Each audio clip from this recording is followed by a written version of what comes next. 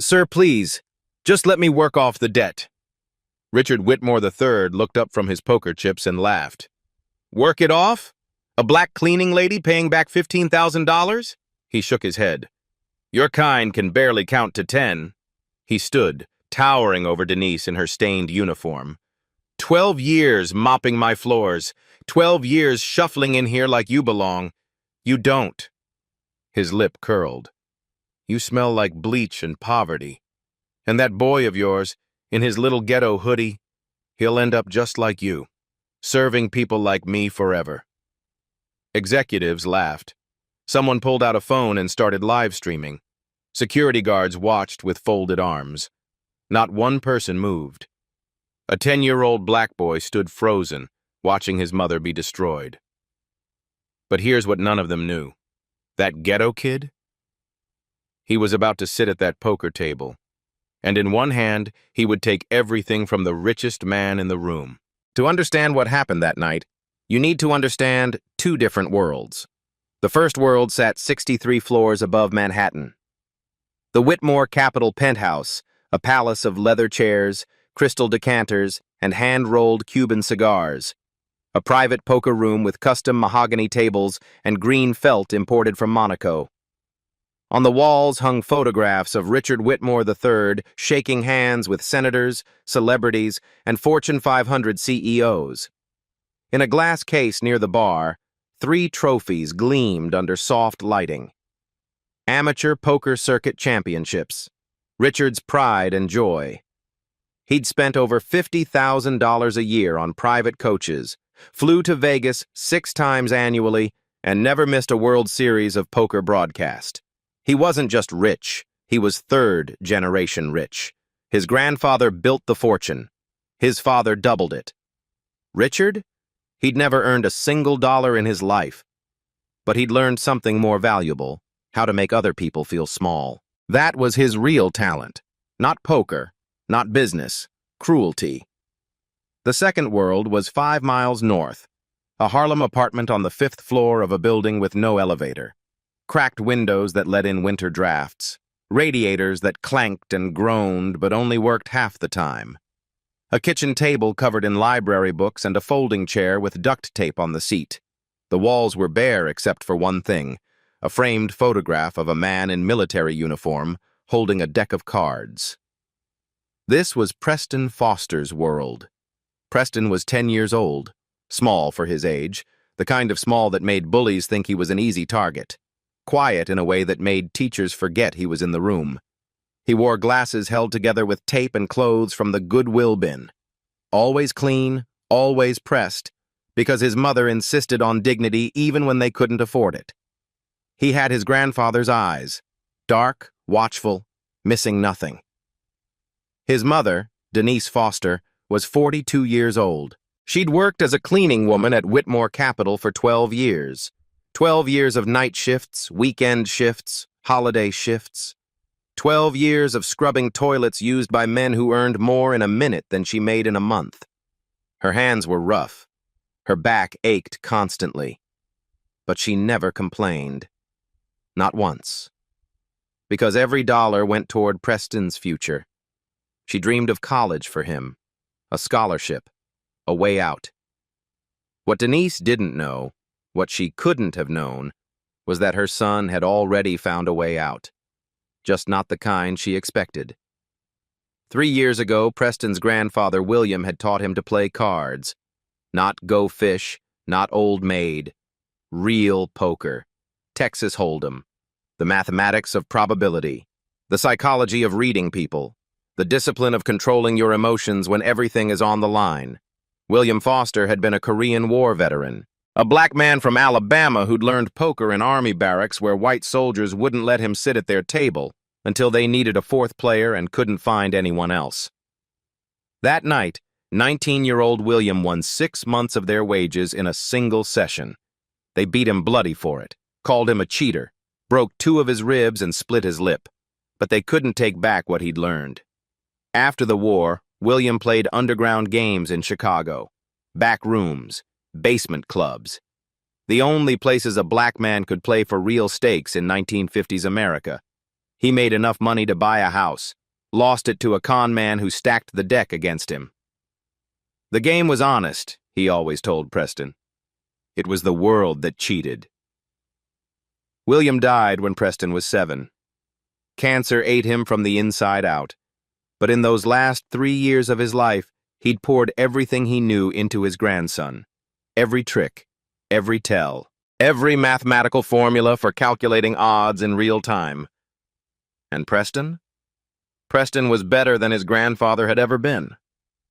At 10 years old, Preston could calculate pot odds faster than most adults could add single digits. He could spot a bluff from the twitch of an eyebrow, the rhythm of breathing, the way someone's fingers moved toward their chips. He had what gamblers called the gift, an almost supernatural ability to read people. For the past 2 years, he'd been playing online poker under the username Ghost12. No one knew his real identity. No one knew he was a child. All they knew was that Ghost12 had climbed into the top 200 players nationally, beating lawyers, doctors, professional gamblers, and Wall Street traders who had decades more experience. Preston never told his mother. She'd forbidden gambling after watching it consume her father's generation. So he played in secret late at night on a cracked tablet he'd bought for $30 at a pawn shop. He wasn't playing for money. The online sites didn't allow real cash for minors. He was playing for something else. He was keeping a promise. Now, back to the penthouse. Richard Whitmore III stood at the center of the room like a king surveying his kingdom. 58 years old, silver hair perfectly styled, a $5,000 suit, a Rolex that cost more than Denise's annual salary. Around him, the usual Saturday night crowd had gathered. Junior executives hoping to impress the boss, a few hedge fund managers nursing expensive whiskeys, security guards pretending not to watch while watching everything. Eleanor Davis stood near the window, silent as always. 35 years old, sharp-eyed, Richard's executive assistant for 5 years. She'd seen everything, documented everything, said nothing, waiting for the right moment. James Wilson, the weekend security guard, stood by the elevator. 60 years old. A former card player from Detroit who'd run friendly games in his neighborhood before moving to New York. He knew talent when he saw it. He also knew injustice. Vincent Taylor, the building concierge, had already pulled out his phone. 80,000 TikTok followers, a specialty in filming rich people behaving badly. He recognized content when it walked through the door, and tonight, content had arrived. Finally, there was Thomas Whitmore, 28 years old, Richard's only son, weak, quiet, constantly humiliated by his father in front of others. He stood at the bar nursing a whiskey he didn't want, watching the scene unfold with something like shame burning in his chest. This was the stage. These were the players. And at the center of it all stood a 10-year-old boy in a second-hand hoodie, watching his mother cry. Preston's hand moved to his wrist, to the watch he always wore. His grandfather's watch, a cheap Timex that had stopped at 3:42, the exact moment William Foster took his last breath. He'd promised his grandfather he would play. He'd promised he wouldn't hide forever. Tonight, in the most unlikely place, against the most arrogant opponent, Preston Foster was about to keep that promise. He just didn't know it yet. Richard Whitmore wasn't finished. He was just getting started. He circled Denise like a shark smelling blood, his eyes bright with cruelty. The broken wine bottle still lay on the floor. A $4,000 Chateau Margaux, its contents spreading across his custom poker, felt like a bloodstain. $15,000, Richard said, his voice carrying across the silent room. That's what you owe me. The wine, the felt, emotional distress. Denise's voice cracked. Sir, I don't have... Then you're fired. He said it casually, like he was ordering coffee. And I'll make sure you never clean another building in Manhattan. How does that sound? Preston watched his mother's shoulders shake. 12 years of service, 12 years of sacrifice, 12 years of swallowing her pride and saying yes, sir, and no, sir, and pretending the comments didn't hurt. Gone in an instant, because a rich man wanted to feel powerful. Something stirred in Preston's chest, something hot and sharp, an anger he'd spent his whole life learning to control. Then Richard noticed him, really noticed him. "This is your son." Richard walked closer, looking Preston up and down like he was examining something unpleasant stuck to his shoe. "The one who's going to make it out of the ghetto?" Preston said nothing. His grandfather had taught him that. "He doesn't talk much, does he?" Richard laughed. "Maybe that's smart. Nothing intelligent to say anyway. Probably gets that from you." The executives chuckled on cue. Always on cue.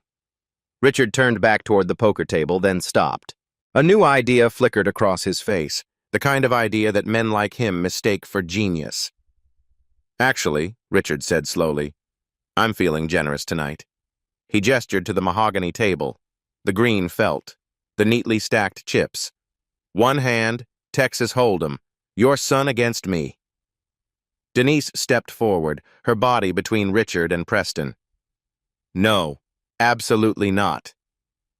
"Let me finish." Richard held up a hand, his Rolex glinting. "If the boy wins, your debt disappears. All 15,000, plus you keep your job. I'll even throw in a bonus. Call it compensation for emotional distress." He paused, letting the words hang in the air like poison.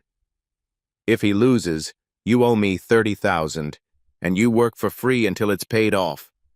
Could take years, could take forever." Gasps rippled through the room.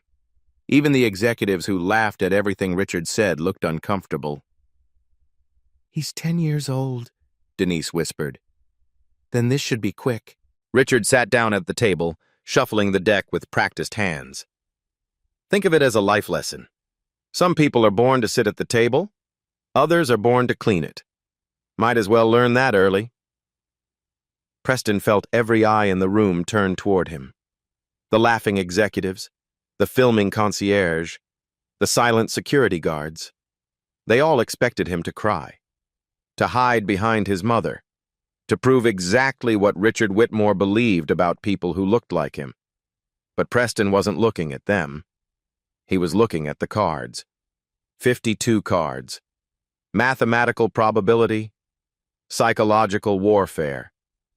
The only battlefield in the world where size, age, and money meant nothing. His grandfather's voice echoed in his mind. "The cards don't care about your skin color, boy. Only about what's in your head and what's in your heart." Preston touched the watch on his wrist. 3:42. Then he walked to the table. "Preston, no." Denise reached for him. "It's okay, Mom." His voice was quiet but steady. "I'll play." Before we see what happened next, you need to understand where Preston learned to play. You need to understand the promise. 3 years earlier. A Harlem apartment. Summer heat pressing through windows that didn't close properly. William Foster sat at the kitchen table, a worn deck of cards in his arthritic hands. 75 years old. Oxygen tank by his side. A cough that rattled his whole body every few minutes. But when he shuffled those cards, his hands were steady. Fluid. Like a pianist returning to a beloved instrument after years away. 7-year-old Preston watched, mesmerized. "Poker ain't about the cards," William said, dealing 2 hands face down. "That's the first thing you need to understand. Most people think it's about luck, about getting good cards. They're wrong." "Then what's it about, Grandpa?" William smiled, the kind of smile that held decades of hard-won wisdom. "It's about the person holding them. Their fears, their hopes, their tells." He tapped his temple with one gnarled finger. "You learn to read people, you can beat anyone. I don't care if they've got pocket aces and you've got nothing. If you can see inside their head, you win." "How do you see inside their head?" You watch. Their eyes. Do they look at their chips when they're strong or when they're weak? Their hands. Do they tremble when they're bluffing or when they're excited? The rhythm of their breath. The way they sit. William leaned forward. People can't help telling the truth, Preston. Their bodies betray them every single time. You just have to learn to listen. Over the next year, William taught Preston everything. Pot odds, the mathematical relationship between the size of the pot and the size of the bet. Implied odds, calculating future value based on how opponents might react. Position play, why acting last gives you power. Hand ranges, thinking about all the possible cards an opponent might hold, not just one hand. They used dried beans as chips, a cardboard box as a card protector, the kitchen table as their casino. No fancy equipment, no expensive coaches, just a dying old man and a child who listened with everything he had. But more than techniques, William taught Preston philosophy. Your great-great-grandmother was born into slavery, William said one evening, the sunset painting the kitchen orange through the dirty windows. Couldn't read, couldn't write, couldn't own nothing, not even herself. But you know what they couldn't stop? Preston shook his head. William tapped his temple again. Her mind. Nobody can chain what's in here. Nobody can take it. Nobody can buy it. It's yours. The only thing that's truly yours. He told Preston stories, too. About the army. About the night he won 6 months' wages from white soldiers who thought a black kid from Alabama couldn't possibly understand probability theory. About the beating that followed, and how he'd have done it again in a heartbeat. About the underground games in Chicago, the smoke-filled rooms, the danger of being a black man with money in 1950s America, where success could get you killed faster than failure. About the house he bought, and the con man who stole it with a marked deck and a crooked dealer. The game was honest, William always said. It was the world that cheated. But you know what? I'd rather live in an honest game with cheaters than a crooked game where everyone pretends to be fair. One night, near the end, William was too weak to sit at the table. Preston sat beside his hospital bed, holding the old man's hand. I never got to play where it was fair, William whispered, his voice barely audible. No crooked decks, no rigged rooms, just pure cards, pure math. Pure skill. He pressed something into Preston's palm. A watch. Cheap. Old. The kind you'd buy at a drugstore 40 years ago. I taught you everything I know, but you're better than I ever was. You see things I couldn't see. Tears rolled down Preston's cheeks. Promise me, William said, his voice fading. When you sit at a table, a real table where it matters, you remember the cards don't lie. People do. Trust the math, trust your eyes, and never ever let anyone tell you what you're worth. I promise, Grandpa. William Foster died at 3:42 a.m. on a Tuesday morning. The watch stopped at the exact same moment, and Preston never reset it. Now, 3 years later, that watch sat on Preston's wrist as he faced Richard Whitmore across a poker table. The executives saw a poor kid in a hoodie. Richard saw easy prey. None of them saw what Preston really was, a promise keeper. Richard Whitmore dealt the cards himself. A power move, his way of controlling everything. The deck, the pace, the narrative. 2 cards slid across the felt to Preston. 2 more to Richard. Around them, the penthouse had grown quiet. Even the laughing executives sensed something different. A 10-year-old boy at a high-stakes poker table wasn't just entertainment anymore. It was a spectacle, a moment. Vincent Taylor angled his phone for a better shot. His live stream had jumped to 3,000 viewers. Comments scrolled past faster than anyone could read. Let me explain the rules, Richard said, his tone dripping with condescension. Since I'm sure they don't teach Texas Hold'em in whatever public school you attend. Preston didn't respond. He hadn't looked at his cards yet. Instead, he was watching Richard, the way he sat, slightly back in his chair, confident, relaxed, the way he breathed, slow, controlled, but with a slight hitch when he was excited. The micro-expressions flickering across his face, tiny muscles around his eyes that tightened when he felt strong. In poker, these are called tells, unconscious signals that reveal what a player is thinking. Most people can't control them. Most people don't even know they have them. Preston had been reading tells since he was 7 years old. Richard's tells were obvious. Amateur hour. When he was confident, he sat back and spread his arms. When he was nervous, he touched his chips before betting, a self-soothing gesture. When he was bluffing, his left eye twitched, just slightly, just for a moment. Preston cataloged all of this in the first 30 seconds. "You going to look at your cards?" Richard asked. "Or are you too scared?" Preston finally glanced down, lifted the corners of his cards just slightly, a technique his grandfather had taught him, revealing nothing to observers. 7 of spades, 8 of spades, suited connectors. Not a premium hand, not aces or kings or queens. But Preston's grandfather had taught him something crucial. In poker, starting cards are only about 30% of the equation. The other 70% is how you play them. Richard peeked at his own cards. His posture changed immediately. Subtle, but Preston caught it. A slight lean back, a tiny smile tugging at the corner of his mouth. Richard had a strong hand, probably ace-king, maybe ace-queen. Big cards that made amateurs feel invincible. The kind of hand that looked great but could crumble against the right opponent. "I'll start us off," Richard said, sliding a stack of chips forward. $5,000. Murmurs rippled through the crowd. 5,000 on the first bet, before any community cards had even appeared. He was trying to scare Preston out of the hand before it began. Standard bully tactics. Preston had seen it 1,000 times online.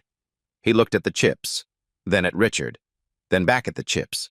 Then he pushed his own stack forward. Call. Richard blinked. For just a moment, half a second, surprise flickered in his eyes.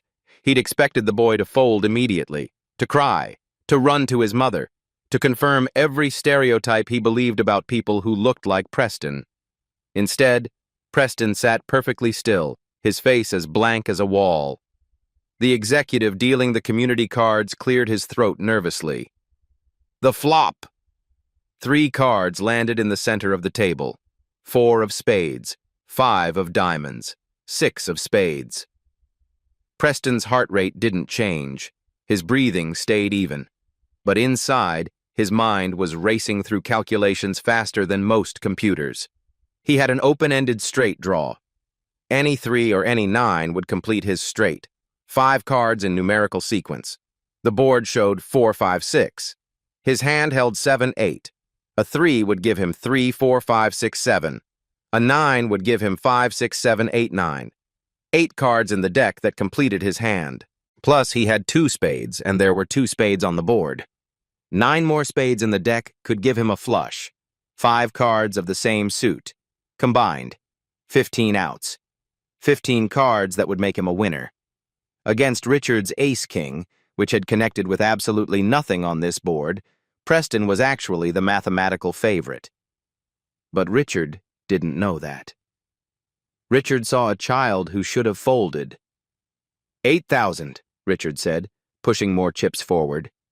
His voice was steady, but Preston caught it. The chip touch before the bet.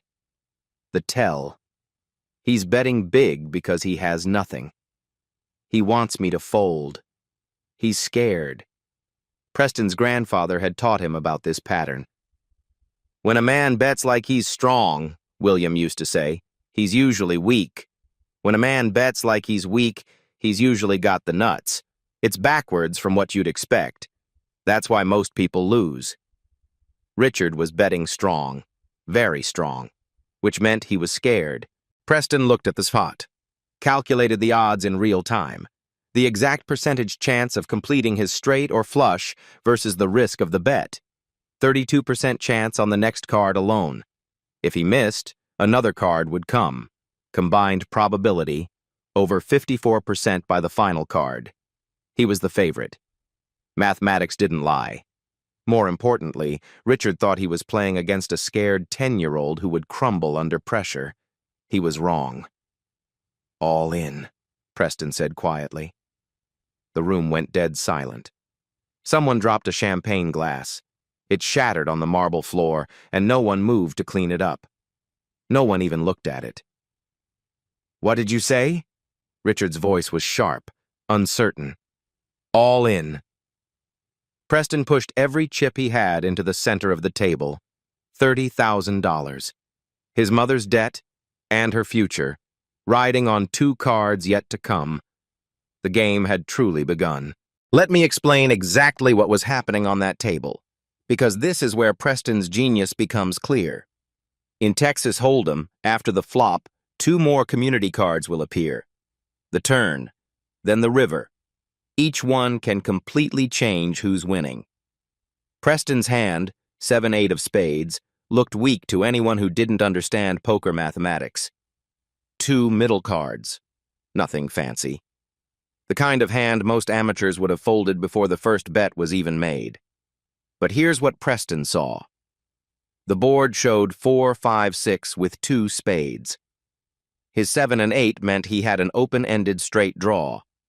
Any 3 in the deck would give him a 3, 4, 5, 6, 7 straight. Any 9 would give him a 5, 6, 7, 8, 9 straight. That's 8 cards out of the remaining 45 that complete his straight. Plus, he had 2 spades in his hand. 2 more spades on the board. 9 more spades in the deck could give him a flush. 5 cards of the same suit, which beats a straight. Combined, 15 cards that would make him a winner. 15 outs. Against Richard's ace-king, which had connected with absolutely nothing on this flop, Preston was actually a 54% favorite to win the hand by the river. More than half. Better than a coin flip. Richard didn't understand any of this. He saw a child who had bet everything on luck. He saw desperation where there was calculation. He saw weakness where there was strength. The executive dealer reached for the deck. His hand trembled slightly. The turn. 1 card, face up, in the center of the table. 9 of hearts. Preston's face didn't move. Not a muscle. Not a twitch. His grandfather had taught him about this too. The discipline of showing nothing, of becoming a statue. But inside? Inside, fireworks exploded. He'd made his straight. 5 to 6, 7, 8, 9. The best hand possible with these cards. Unbeatable unless Richard somehow made a flush or a full house on the final card. The odds of that? Less than 4%. Richard was drawing dead. He just didn't know it yet. "Well," Richard said, studying the board with false confidence, "I can still win. Any ace or king gives me top pair. That beats whatever garbage you're holding." He was completely wrong. Even if an ace or king came on the river, Preston's straight would still beat Richard's pair. But Richard's ego wouldn't let him see the truth. He'd already decided the story. Rich man beats poor kid, natural order restored. Reality had other plans. Richard started talking. Nervous players always talk. They fill silence with words because they can't stand the pressure. "You know, I almost feel bad for you," Richard said, adjusting his cuffs. This was supposed to be educational, a lesson about knowing your place in the world. He leaned back, performing for his audience. "Your grandfather was a janitor, right? Your mother's a cleaning lady. And here you are, pretending to be a poker player, pretending to belong at this table." His lip curled. "Some people are born to sit at the table, boy. Others are born to clean it. That's just the natural order of things." Denise's fist clenched so hard her nails drew blood from her palm. She wanted to scream, to fly across the room and defend her son. But something in Preston's posture kept her frozen. He was so calm, so still, like he knew something no one else did. Preston finally spoke. "My grandfather taught me something about cards." Richard raised an eyebrow, amused. Oh? And what's that? He said cards reveal character.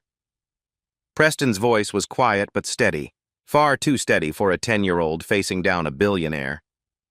You've been talking for 5 minutes now, insulting my family, telling me what I am and what I'll never be.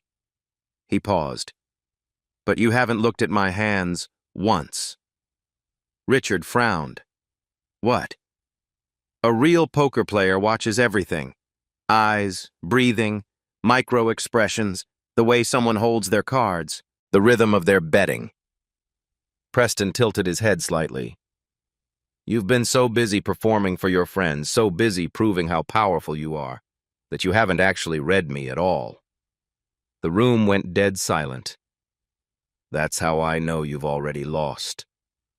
Richard's face turned red. His jaw tightened. His hand moved toward his chips, the nervous tell, the self-soothing gesture, even though there was nothing left to bet. He was rattled, genuinely rattled, by a 10-year-old child. Vincent's live stream had exploded.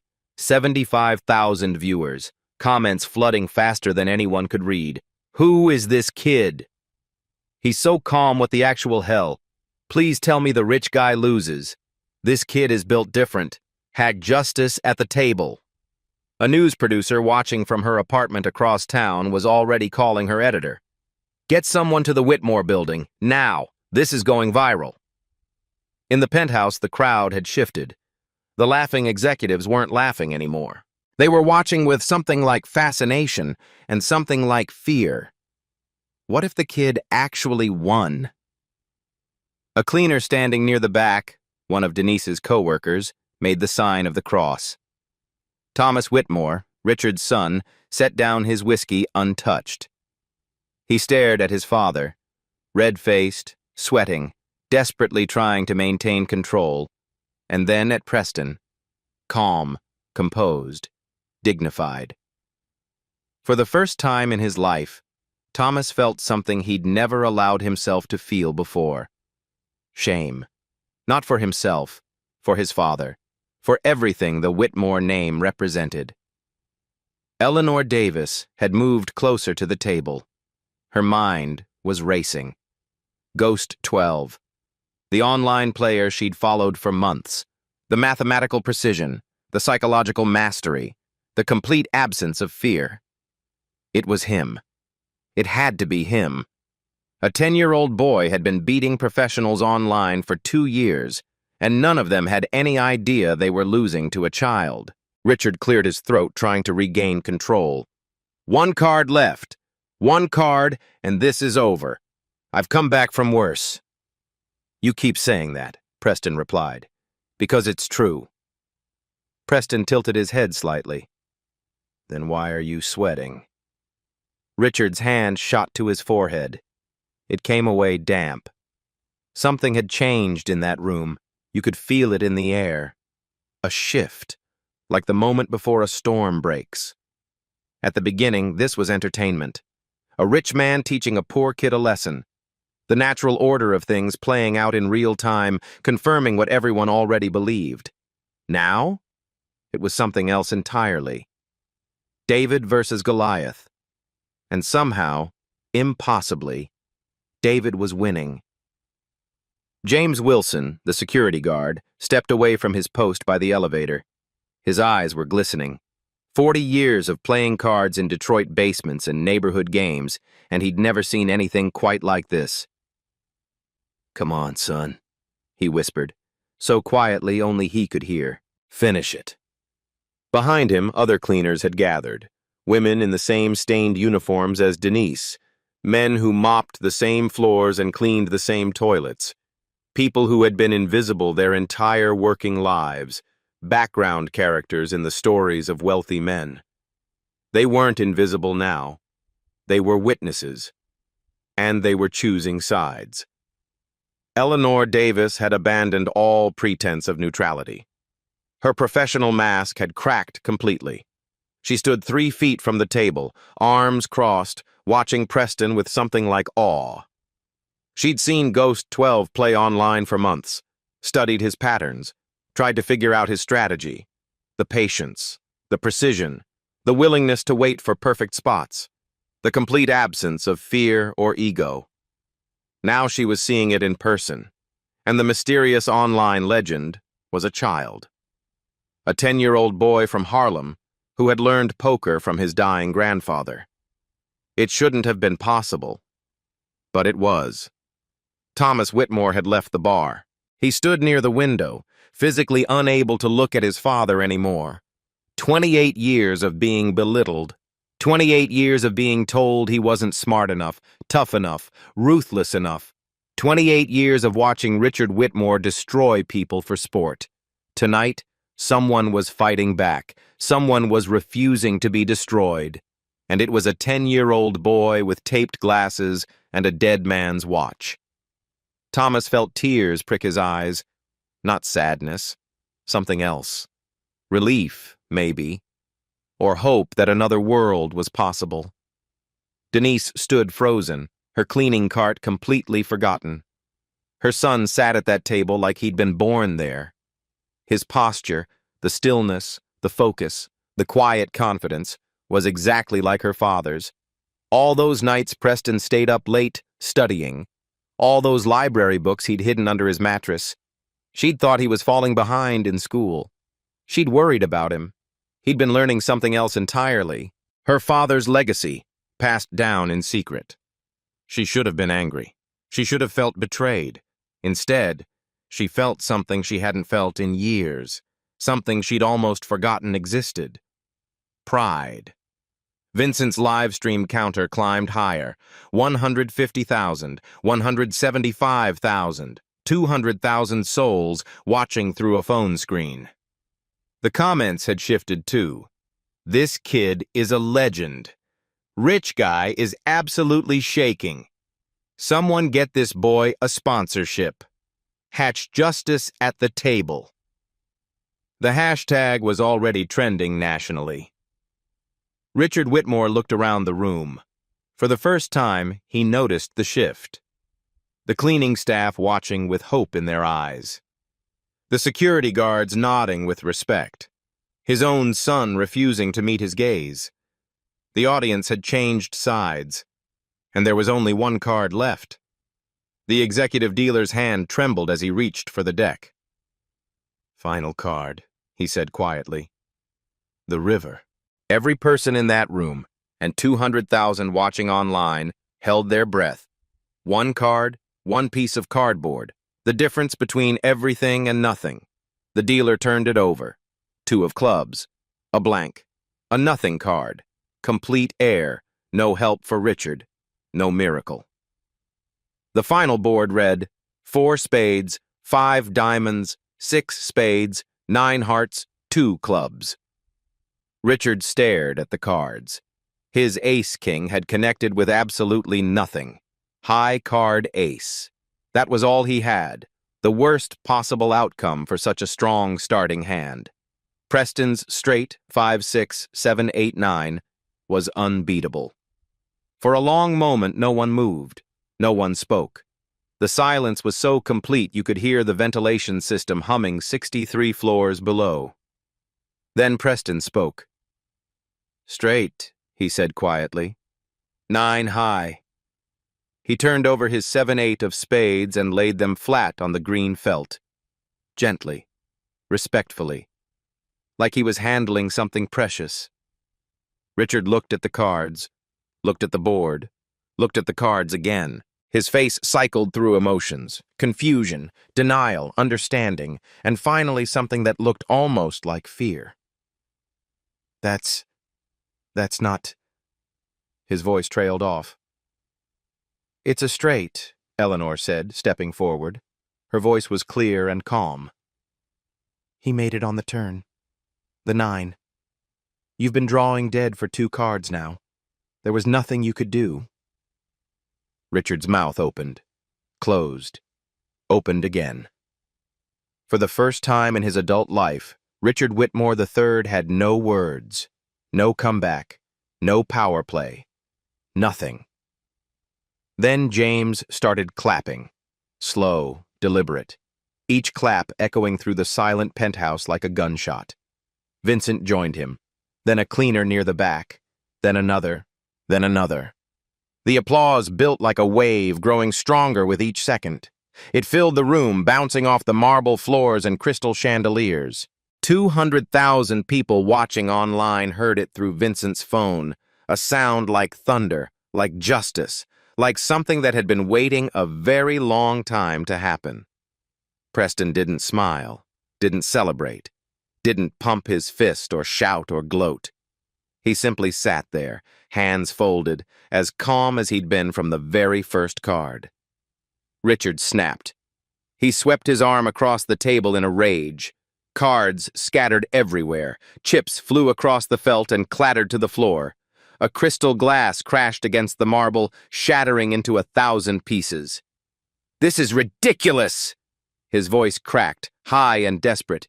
"He cheated! He must have cheated! There's no way!" Preston looked at him with something that might have been pity. 52 cards, he said quietly. You watched them shuffled. You watched them dealt. Your own man ran the deck. Every card was face down until it was turned. He paused. "No one cheated, Mr. Whitmore. You just lost. Impossible. You're 10 years old." "My grandfather was 19 when he beat soldiers who thought he was stupid." Preston touched the watch on his wrist. "Age doesn't matter at the table. Only skill. Only preparation. Only heart." Richard turned to the room desperately, looking for support. Someone, anyone. He must have had help. A device. Something. But no one answered. The executives looked away, suddenly fascinated by their shoes. Security guards studied the ceiling. Even Thomas wouldn't meet his father's eyes. Richard Whitmore was alone. Completely, utterly alone. Denise moved first. She crossed the room in 5 quick steps and pulled Preston into her arms, holding him like she might never let go. Tears streamed down her face. 12 years of exhaustion, humiliation, and sacrifice releasing all at once. "Baby," she whispered into his hair. When did you learn?" "Grandpa taught me," Preston said softly. "Before he died. He made me promise to play." Denise sobbed harder.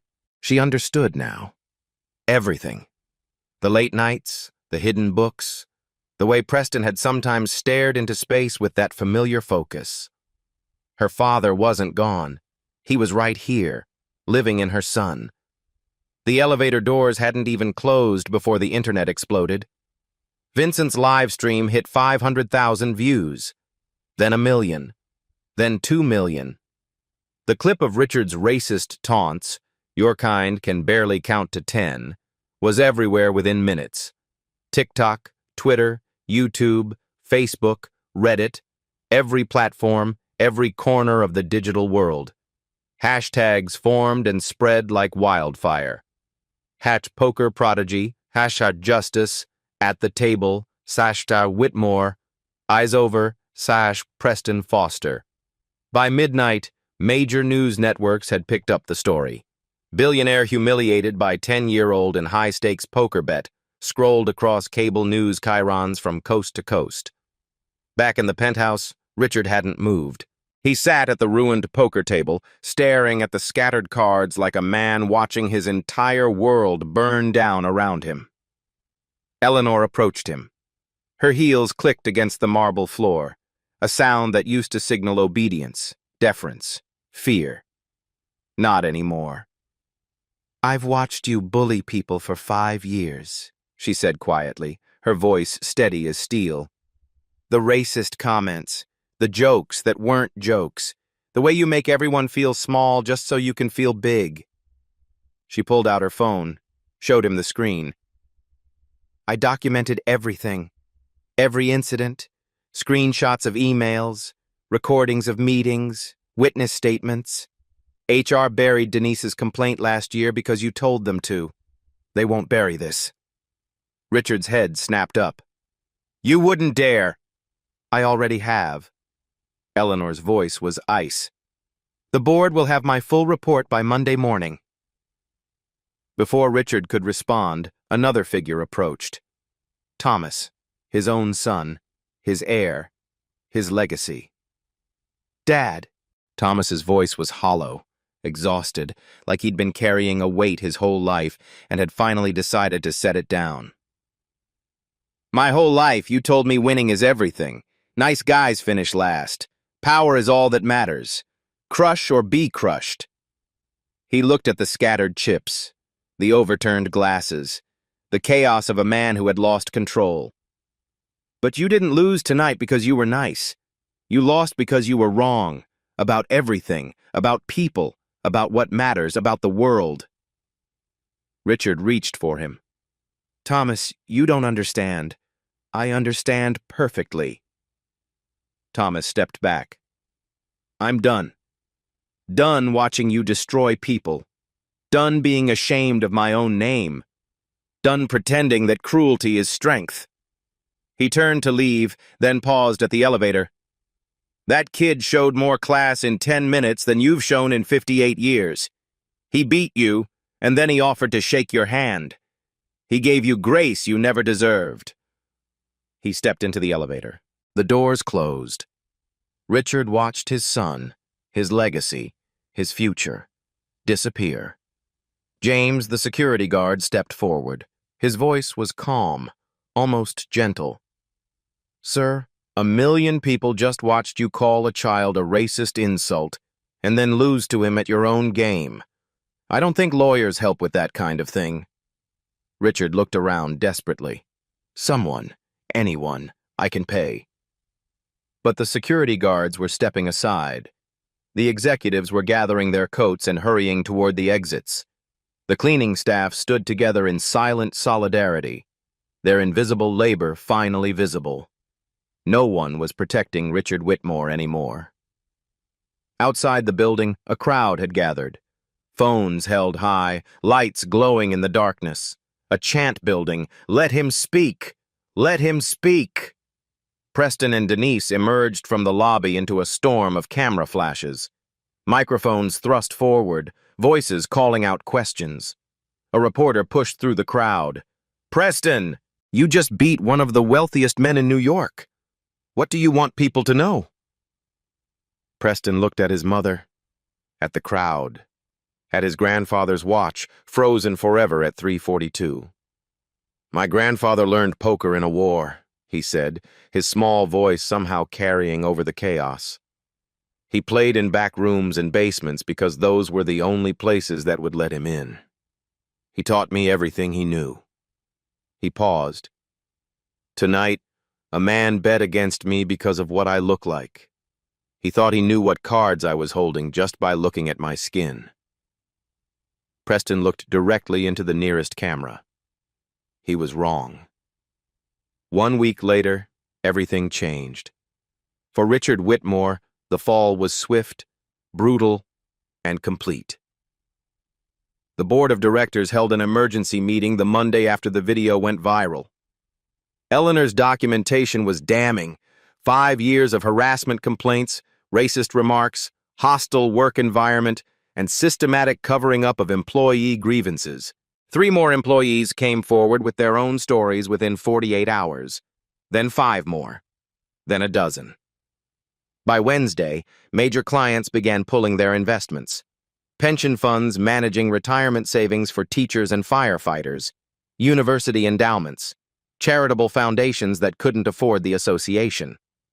The viral video was cited in every withdrawal statement. We cannot be associated with behavior that so clearly contradicts our stated values. By Friday, exactly 1 week after the poker game, Richard Whitmore III was forced to resign as CEO of his own family company. The company his grandfather had built. The company his father had grown.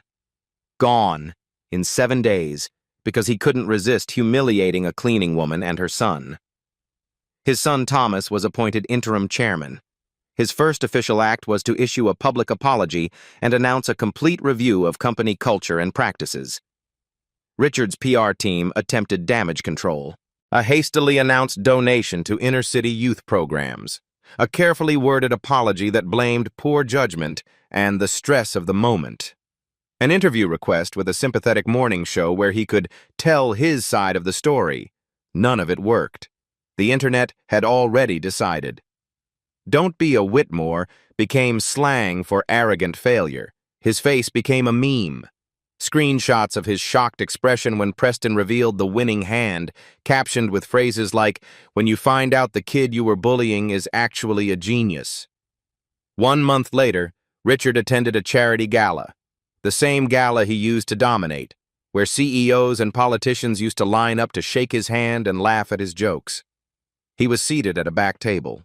No one approached him. No one spoke to him. When he tried to join a conversation, people suddenly remembered somewhere else they needed to be. He left before dessert was served. Alone. His empire hadn't just cracked. It had crumbled to dust. For Preston, the aftermath was something else entirely. 3 days after the video went viral, MIT called. Not the admissions office, the mathematics department directly. "We have a program for exceptional young minds," the professor said. "Full scholarship when you're ready for college, but in the meantime, we'd like to invite you to our summer institute. We've never had someone your age, but after watching that video, well, we'd be honored." The World Poker Tour reached out next. Youth Ambassador Program. They wanted to document his journey, provide coaching, prepare him for professional play. "When you're 21, we want you at the main event. You have the mind for it. We've never seen anyone read opponents the way you do." ESPN ran a 30-minute feature. The New York Times published a front-page profile that explored the story of William Foster, the grandfather who'd learned poker in a war and passed his knowledge down through generations. Morning shows competed for interviews. Talk show hosts wanted him on their couches. Through it all, Preston remained calm. Polite. Humble. He answered questions thoughtfully, never bad-mouthed Richard Whitmore, never celebrated the man's downfall. In every single interview, he wore his grandfather's watch. A reporter finally asked about it during a national morning show appearance. "Preston, I notice you always wear that watch. It looks old. Is there a story there?" Preston looked down at the frozen hands. 3:42. "It's my grandfather's," he said. "It stopped at 3:42 in the morning. That's exactly when he died." The interviewer's face softened. "And you never fixed it?" "It's not broken." Preston looked up, and his eyes, his grandfather's eyes, were calm and clear. "It just reminds me what time it was when my grandfather left this world. It reminds me that time is precious, that promises matter, that he's with me every hand I play, sitting across from me, teaching me." The clip went viral on its own. 30 million views within a week. Comments flooded in from around the world. People sharing their own stories of grandparents who believed in them, of promises kept and legacies honored. But Preston wasn't interested in fame. He had something more important in mind. 6 months after the poker game, he launched something that would change everything. He called it Grandpa's Table, a free after-school program in Harlem. No fancy equipment, no expensive entry fees, no barriers. Just folding tables, plastic chips, and worn decks of cards. The curriculum wasn't really about poker, though they did play cards. It was about probability, game theory, critical thinking, reading people, making decisions under pressure, managing emotions when the stakes are high. The same skills William Foster had learned in a war. The same skills he'd passed to his grandson. Skills that applied far beyond any card table. 12 kids showed up the first week, then 20, then 40. Then they had to move to a bigger space. Denise quit her cleaning job to manage the program full-time. After 12 years of mopping floors for people who looked down on her, she was finally doing work that mattered. Work that honored her father's memory. For the first time in over a decade, she slept past 5 a.m. James Wilson, the security guard from Whitmore Capital, volunteered as an instructor. He taught the kids games he'd learned growing up in Detroit. His 3 grandchildren became regulars at the program. Eleanor Davis left corporate life entirely and published an article that went viral. What I saw, 5 years of silent complicity. She now consults for organizations trying to fix toxic workplace cultures. On weekends, she helps with Grandpa's table. Thomas Whitmore quietly funds the program, anonymously. He's in therapy now, working through decades of damage. Learning to be the man his father never let him become. He hasn't spoken to Richard in months. One Saturday afternoon, 6 months after the poker game that changed everything, Preston stood at the front of a community center classroom. 20 kids sat around folding tables, cards in hand. Black kids, brown kids, white kids, kids from poverty, kids nobody expected anything from. Preston was explaining pot odds, making mathematics exciting. So, if there's $100 in the pot and you need to bet 20 to stay in, you need at least a 20% chance of winning for the math to work. How do we figure that out? Hands shot up everywhere. Answers flew. These kids, overlooked, underestimated, written off, were learning advanced mathematics without even realizing it. A small boy in the front row raised his hand, 12 years old, glasses held together with tape, clothes from the donation bin. He looked exactly like Preston had looked a year ago. Preston, what do we do when people say we're not smart enough for this stuff? Preston walked over and knelt down to eye level. Then you invite them to sit down. He reached into his pocket, pulled out a single card, the ace of spades, and you show them exactly what you're holding. The boy took the card, looked at it, smiled. Behind them, on the community center wall, hung a framed photograph. William Foster, young, strong, in military uniform holding a deck of cards. The same deck he'd used to win 6 months' wages from men who thought he was stupid. Below the photograph, a hand-painted sign. The cards don't lie. People do. Trust the math. Trust your eyes. William Foster, 1932 to 2020. Preston touched his grandfather's watch, 3:42. The promise had been kept. But now it was bigger than one promise. Bigger than one game, bigger than one victory.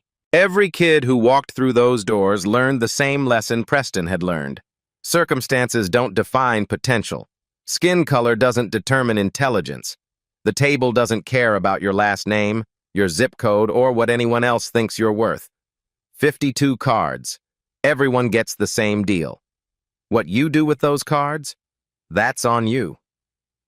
Richard Whitmore had wanted to teach a lesson about the natural order of things, about who belongs at the table and who belongs cleaning it. He was right. A lesson was taught that night, just not the one he expected. A 10-year-old boy from Harlem walked into that penthouse invisible, written off, dismissed before he ever sat down. He walked out unforgettable.